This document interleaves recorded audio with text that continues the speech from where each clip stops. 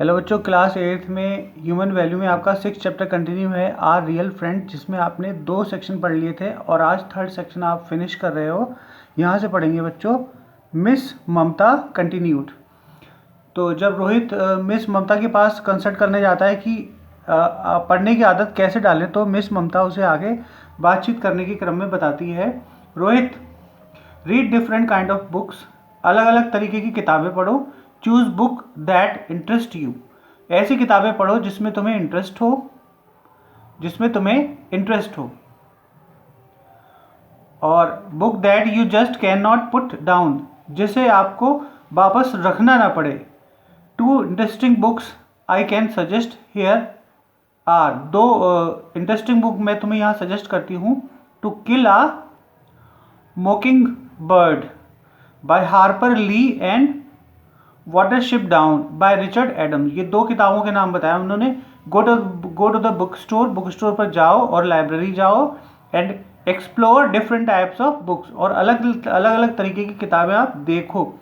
Remember, याद रखो that every person has different preference for authors, genders and so on, कि हर एक व्यक्ति का रोचक रुझान जो है वो किताबें पढ़ने के लिए अलग अलग होता है और सबका टेस्ट भी अलग अलग होता है। But since you want to cultivate the habit of reading, परंतु अगर तुम अपने अंदर किताबें पढ़ने की आदत डालना चाहते हो तो just pick up a book, एक बुक उठाओ and read for 10 to 20 minutes, और 10 से 20 मिनट तक इसे पढ़ो आप।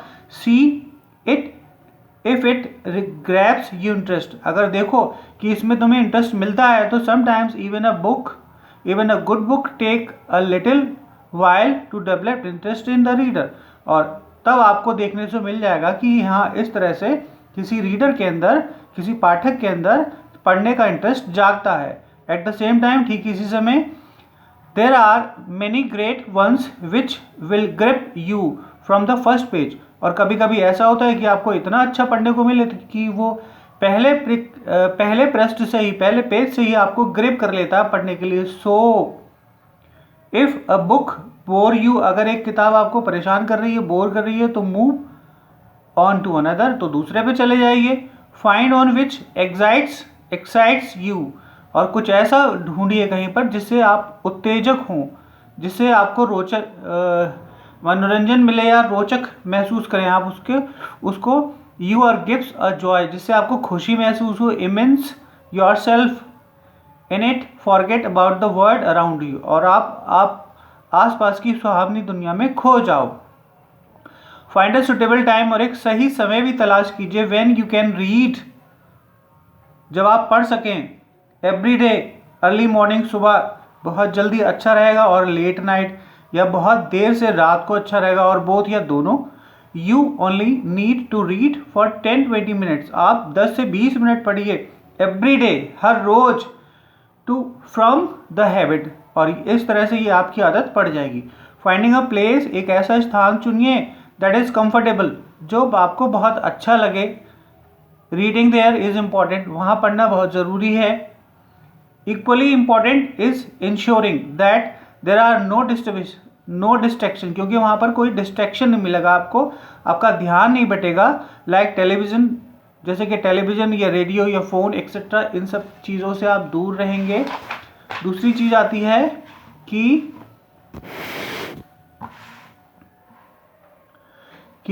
आफ्टर इंटरेस्टिंग हर एडवाइस, उनकी रोचक जानकारी, उनकी रोचक सलाह सुनकर रोहित को बहुत खुशी महसूस हुई, प्रसन्नता हुई। He asked to miss Mumtaz help and advice, जो मदद उसने ममता मैडम से पूछी थी। Talking to her had been immense to help, उसने कहा कि इन सब बातों से उसे पढ़ने में बहुत मदद मिलेगी।